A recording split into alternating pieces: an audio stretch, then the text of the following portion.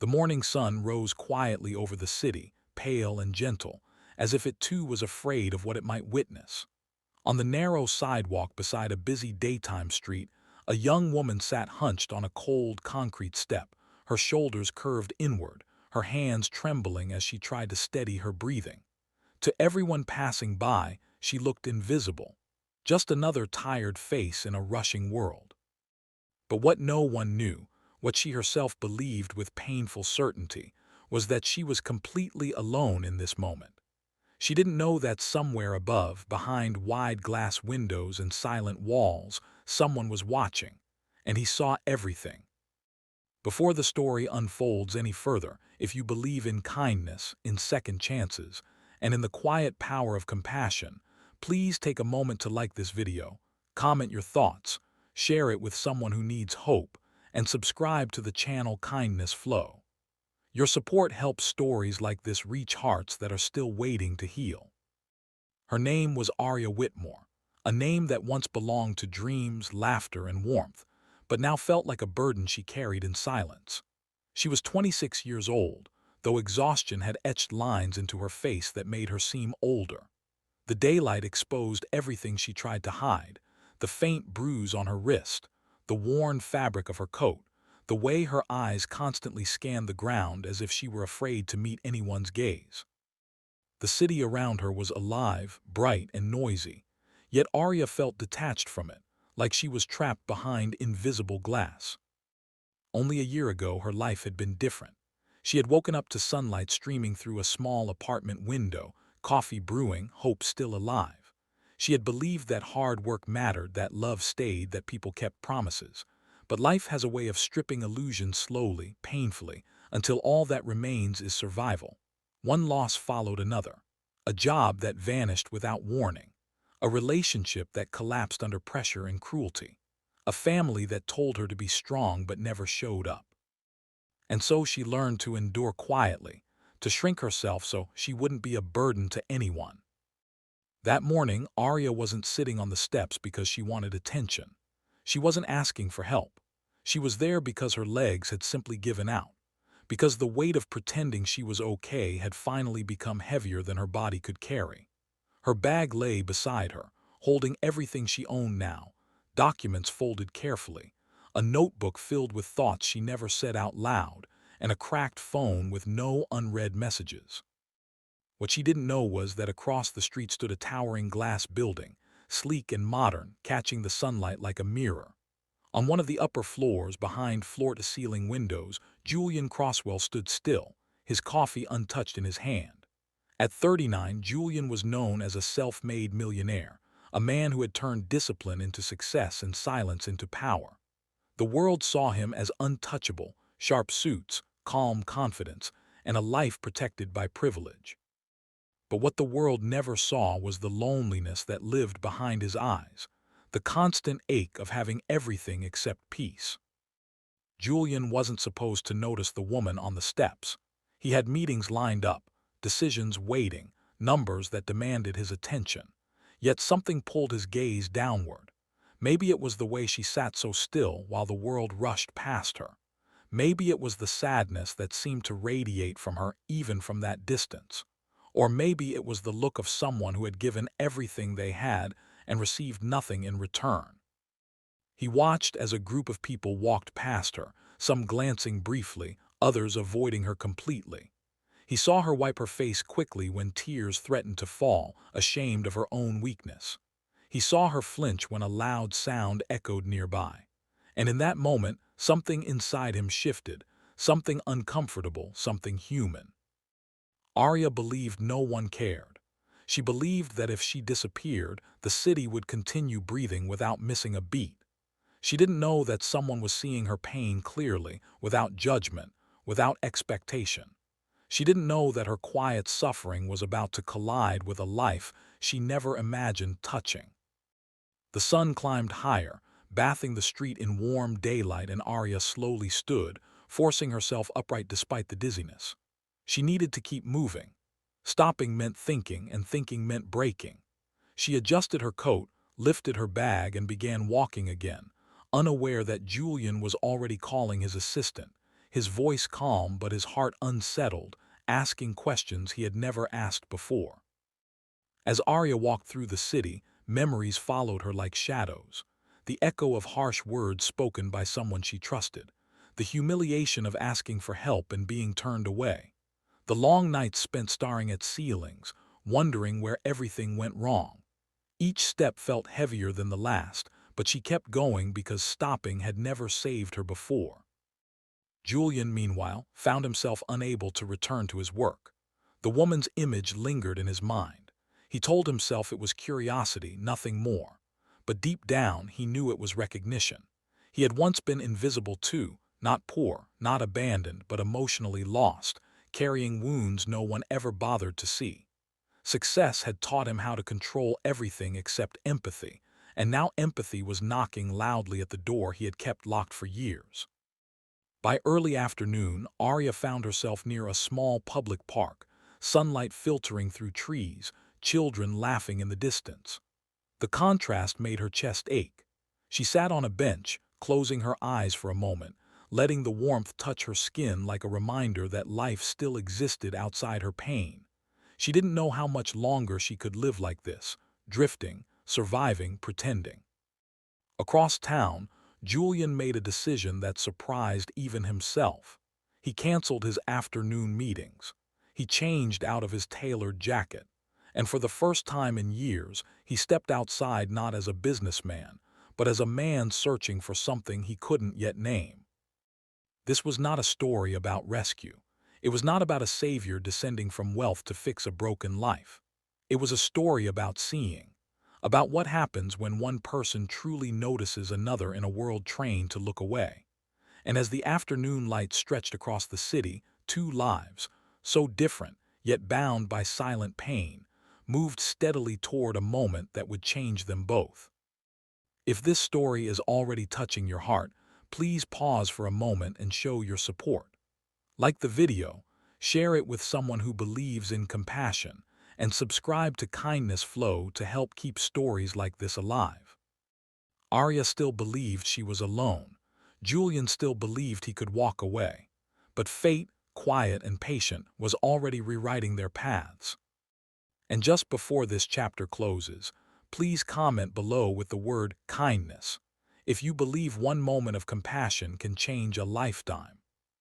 Because sometimes, the most powerful thing isn't being rich, strong, or fearless. Sometimes, it's simply seeing someone when they believe no one ever will. The afternoon light softened as clouds drifted lazily across the sky, casting moving shadows over the park benches and sidewalks. Aria Whitmore remained seated beneath the open sky, her hands folded tightly in her lap, her shoulders rising and falling with slow, controlled breaths. She had learned how to breathe through pain, how to keep her emotions contained so they wouldn't spill out in public. Still, something inside her felt unsteady, as if the quiet of the park was forcing her thoughts to surface no matter how hard she tried to push them down. She watched families pass by, children tugging at their parents' hands, couples walking side by side without urgency. Each passing moment reminded her of the life she once imagined for herself, a life that now felt impossibly distant. It wasn't envy that filled her chest, it was grief. Grief for the version of herself that had believed love would protect her, that effort would be rewarded, that being kind would be enough. Across the park, Julian Croswell walked slowly, blending into the daylight like any other passerby. Without the armor of his tailored suit and polished demeanor, he felt strangely exposed. He had spent years mastering control of companies, investments, outcomes. But this was different. This was instinct, not strategy. Every step closer felt like crossing an invisible line he had never allowed himself to cross before. He spotted her almost immediately, the same woman from the steps, the same bowed head, the same quiet isolation that had followed him all day. Seeing her again confirmed what he had tried to dismiss earlier. This was not coincidence. This was a moment demanding attention. Julian stopped at a distance, not wanting to startle her, observing the way she stared at the ground as if afraid the world might collapse if she looked too closely at it. He noticed details others would miss, the frayed edge of her bag strap, the faint tension in her jaw, the way she pressed her lips together whenever someone passed too near. These were the signs of someone who had learned that the world could turn hostile without warning. Aria sensed movement before she saw him. Years of emotional survival had sharpened her awareness. She lifted her head slightly, her eyes scanning the park until they landed on Julian. Their gazes met for a brief moment, and something unspoken passed between them. Surprise, hesitation, and a shared uncertainty neither of them fully understood. She looked away first, her heart suddenly racing. Her instincts told her to guard herself, to avoid attention, to disappear. Attention had never brought her anything good. She shifted on the bench, preparing to stand, already rehearsing excuses in her mind even though no one had spoken a word. Julian noticed the change immediately. He recognized it because he had felt it himself in different forms, the reflex to retreat, the fear of being seen too clearly. He slowed his pace, careful not to overwhelm the fragile space between them. He sat on a nearby bench, angled away slightly, offering presence without pressure. Minutes passed in silence. The park continued its rhythm around them. Birds fluttered, leaves rustled, distant laughter drifted through the air. Yet for Aria, time seemed suspended. She could feel his presence like a weight and a warmth at the same time. She told herself it meant nothing, that strangers came and went every day, but her chest tightened with a strange mix of fear and curiosity. Julian's thoughts wandered despite himself. He wondered what story had led her here, what series of quiet defeats had shaped the sadness he could see so clearly now. He wondered how many people had looked at her and chosen not to see. And for the first time in years, his success felt irrelevant, almost embarrassing, in the face of someone else's silent endurance. Aria stood abruptly, her movements stiff, her decision sudden. She needed to leave before vulnerability took root. As she walked away, her steps quickened, but exhaustion betrayed her. Her vision blurred, the edges of the world dimming as her body finally protested against weeks of neglect and stress. She stumbled, barely catching herself on a nearby railing. Julian reacted without thinking. He stood and moved closer, his concern overriding hesitation. He stopped short of touching her, respecting the invisible boundary she clearly carried, but his presence was unmistakable now. Aria straightened slowly, embarrassed, her face flushing under the daylight. She hated moments like this, moments where her weakness became visible. She nodded once, a silent signal that she was fine, even though she clearly was. They stood there, close enough to acknowledge each other's existence, but far enough to keep their worlds intact. The air between them felt charged with things unsaid. Julian realized that helping didn't always mean fixing. Sometimes it meant offering steadiness when someone's world was shaking. As they walked side by side for a short distance, not quite together but no longer apart, Aria felt something unfamiliar stirring within her. It wasn't trust, not yet. It was recognition, the sense that someone was paying attention without demanding anything in return. The daylight stretched on, golden and forgiving, as they reached the edge of the park. Aria paused, unsure whether to continue alone or acknowledge this unexpected intersection of lives. She wasn't ready for promises, explanations, or questions, but she was ready for one thing she hadn't felt in a long time. Seen. Julian sensed the moment's fragility. He knew whatever happened next would matter, not because of grand gestures, but because small choices could ripple in ways no one anticipated. He offered something simple, something human, without obligation or expectation.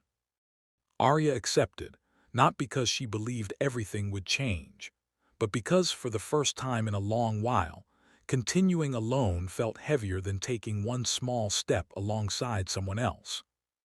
As the sun dipped slightly lower, casting long shadows across the pavement, two lives continued forward, still separate, still cautious, yet undeniably altered. The city moved on around them, unaware that something quietly extraordinary was unfolding in plain daylight. And if this part of the story is reaching you, If you feel the weight of being unseen or the power of truly noticing someone, please remember to support kindness flow. Stories like this exist because people believe compassion still matters. Just before the next chapter begins, comment below with, "I see you," if you believe acknowledging someone's pain can be the first step toward healing. Because sometimes, the most meaningful change doesn't come with noise or drama. It comes softly in daylight, when one person chooses not to look away. The late afternoon light stretched across the city in warm shades of gold, softening the sharp edges of buildings and quieting the chaos of the streets. Aria Whitmore walked at an unhurried pace now, her body still tired but her spirit no longer collapsing inward. Something subtle had shifted inside her, something she couldn't fully explain. It wasn't relief, and it wasn't hope in the way people often described it. It was lighter than hope, quieter than relief. It was the absence of fear, if only for a moment. They stopped near a small cafe tucked between two sunlit storefronts. The windows reflected the sky, open and bright, nothing like the dark spaces Aria had grown used to. She hesitated, not because she didn't want to step inside, but because allowing herself comfort felt unfamiliar, almost undeserved. For so long, she had survived by denying her needs, telling herself that wanting more only led to disappointment. Inside, the afternoon was calm. Soft light filtered through wide windows, and the air carried a gentle warmth. Arya sat with her hands resting on the table, noticing how they no longer trembled. She hadn't realized how tightly she had been holding herself together until now. The simple act of being somewhere safe, without pressure or judgment, felt overwhelming in the quietest way. Julian Croswell observed her carefully, not as a man assessing a situation, but as someone learning to listen without words. He saw how her shoulders slowly relaxed, how her eyes lifted instead of remaining fixed on the floor. In her presence, he felt something unfamiliar as well, a sense of purpose that had nothing to do with success or control. It reminded him that life wasn't meant to be conquered, it was meant to be shared. As time passed, Arya found herself reflecting on the road that had brought her here. She thought of the nights she cried silently, afraid that if she made a sound, the world would punish her further. She remembered the promises broken by people who swore they cared. The moments she had blamed herself for circumstances she never chose. And yet, sitting there in daylight, she realized something important. Her pain had not erased her worth. It had only hidden it. Julian, too, confronted truths he had long avoided. He remembered the younger version of himself who had once believed that success would protect him from emptiness. He had built walls so high that even kindness struggled to reach him. Watching Arya reminded him that vulnerability wasn't weakness, it was courage in its rawest form. And perhaps, by choosing to see her, he was finally allowing himself to be seen as well. When they stepped back outside, the city felt different. Not quieter, not slower, but less hostile. The sunlight bathed the streets evenly, as if offering everyone the same chance to begin again. Arya inhaled deeply, feeling something she hadn't felt in a long time, possibility. Not the unrealistic promise that everything would suddenly be perfect, but the grounded belief that things could improve, step by step. Days passed, then weeks. Arya didn't transform overnight. Healing was not dramatic or instant. It came in small victories, sleeping through the night, writing again in her notebook, allowing herself to imagine a future without fear. She found stability, not handed to her, but supported by someone who believed in her strength even when she doubted it herself. Julian found his own transformation unfolding quietly. His life no longer felt like a race against time. He began to value presence over productivity, compassion over control. Helping Arya had not diminished him, it had expanded him. It reminded him that wealth meant little unless it was paired with humanity. One afternoon, under the same kind of gentle daylight where everything had begun, Arya stood alone again. But this time she wasn't lost. She stood taller, her eyes steady, her heart no longer convinced that the world was against her. She understood now that being alone did not mean being unseen. Sometimes, it simply meant the right moment had not yet arrived. She thought about all the people who believed no one noticed their pain, the ones who cried quietly in public places, hoping no one would see and yet wishing someone would. She wished she could tell them that being seen changes things, not because it solves every problem, but because it reminds you that your existence matters. And if this story has touched your heart, if it reminded you of your own struggles or the silent battles of someone you love, please take a moment now to engage with this video. Like it, share it, comment your thoughts, and subscribe to Kindness Flow. Your support allows stories of compassion and second chances to continue reaching those who need them most.